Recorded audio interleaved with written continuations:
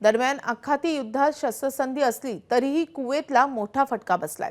इराणकडून हॉर्मुझची समुद्रधुनी बंद असल्याने कुवेतची कच्च्या तेलाची निर्यात ठप्प झाली आहे। एप्रिल महिनाभरात कुवेतमधून तेलाची निर्यातच झाली नाहीये। हॉर्मुझची समुद्रधुनी ओलांडणं कुवेतच्या जहाजांना शक्य होत नसल्याने ही परिस्थिती निर्माण झाली आहे। नसरापूरचा नराधम भीमराव कांबळेवर याआधी विनयभंग आणि जीवे मारण्याच्या प्रयत्नाचे आरोप, पण सबळ पुराव्याअभावी दोन्ही खटल्यातून झाली निर्दोष मुक्तता।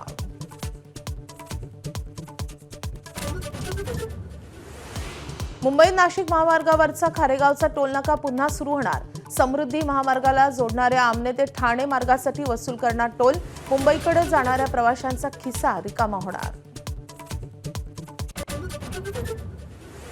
मुंबईत ट्रॅफिक जाममुळे वैतागलेल्या महिलेचं नाव टीना चौधरी। माझ्या खांद्यावर बंदूक ठेवून राजकारण करू नका असं आवाहन। पोलीस ऐकूनच घेत नसल्यानं संतापल्याचं स्पष्टीकरण। विधान परिषदेच्या उमेदवारांच्या बिनविरोध निवडीची उद्या घोषणा। 17 पैकी 9 उमेदवारांचेच अर्ज ठरले वैध। भाजपचे 5, शिवसेनेचे 2, राष्ट्रवादीचा 1 आणि मवियाचा 1 उमेदवार बिनविरोध। पश्चिम बंगालमध्ये फाल्टा मतदारसंघातलं मतदान रद्द। 21 मे रोजी फाल्टातल्या सर्व 285 मतदान केंद्रांवर पुन्हा मतदान होणार। 24 मे रोजी मतमोजणी।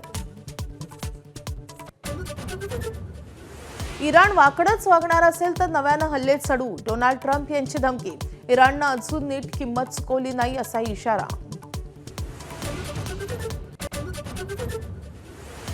गीतकार प्रसून जोशी यांची प्रसार भारतीच्या अध्यक्षपदी निवड। प्रसून जोशी सध्या आहेत सेन्सॉर बोर्डाचे अध्यक्ष।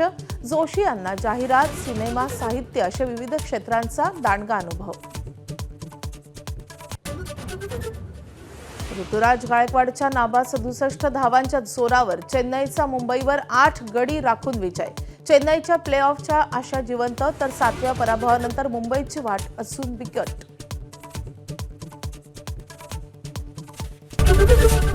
एबीपी माझा, उघडा डोळे बघा नीट।